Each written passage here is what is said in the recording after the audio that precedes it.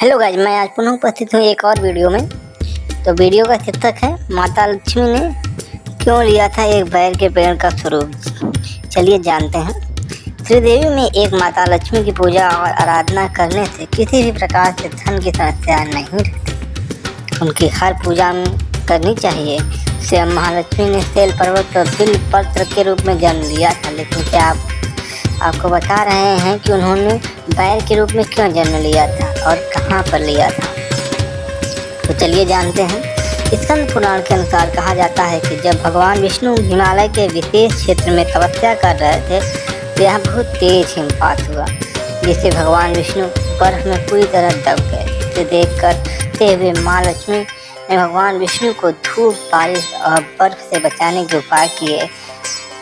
जब माँ लक्ष्मी से भगवान की यह दशा देखी नहीं गई तो उन्होंने बदरी यानी बैर के पेड़ का रूप धारण करके भगवान विष्णु की रक्षा की। जब कई वर्षों बाद भगवान विष्णु तप से जागे तो बदरी वृक्ष के रूप में माता लक्ष्मी बर्फ से पूरी तरह ढकी थी। इस दृश्य को देखकर श्री हरि विष्णु ने कहा कि हे देवी, तुमने भी मेरी समान तप किया है, इसलिए अब से इस स्थान पर मुझे तुम्हारे ही साथ पूजा जाएगा, क्योंकि तुमने मेरी रक्षा बदरी रूप में की है।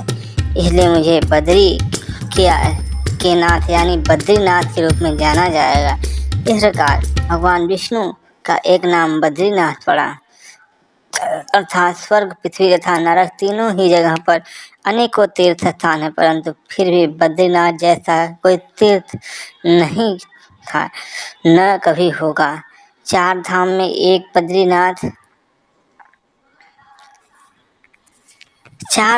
एक बद्रीनाथ के बारे में एक कहावत प्रचलित है, जो जाए बद्री ओ न आए उधरी। अर्थात जो व्यक्ति बद्रीनाथ के दर्शन कर लेता है उसे पुनः उधर यानी गर्भ में नहीं आना पड़ता, मतलब दूसरी बार जन्म नहीं लेना पड़ता।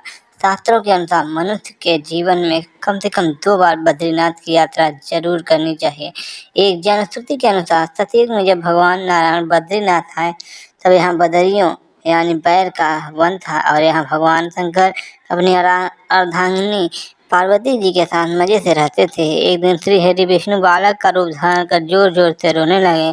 उनके रुदन को सुनकर माता पार्वती को बड़ी पीड़ा हुई। वे सोचने लगी कि इस पीहड़ वन में यह कौन बालक रो रहा है, यह आया कहाँ से है और इनकी माता कहाँ है। यह सब सोचकर माता को बालक पर दया आ गई। तब वे उस बालक को लेकर अपने घर पहुंची। शिव जी तुरंत ही समझ गए कि यह कोई विष्णु की लीला है। उन्होंने पार्वती से इस बालक को घर के बाहर छोड़ देने का आग्रह किया और कहा कि वह अपने आप ही कुछ देर रोकर चला जाएगा, लेकिन पार्वती माँ ने उनकी बात नहीं मानी और बालक को घर में ले जाकर चुप कराने सुलाने लगी।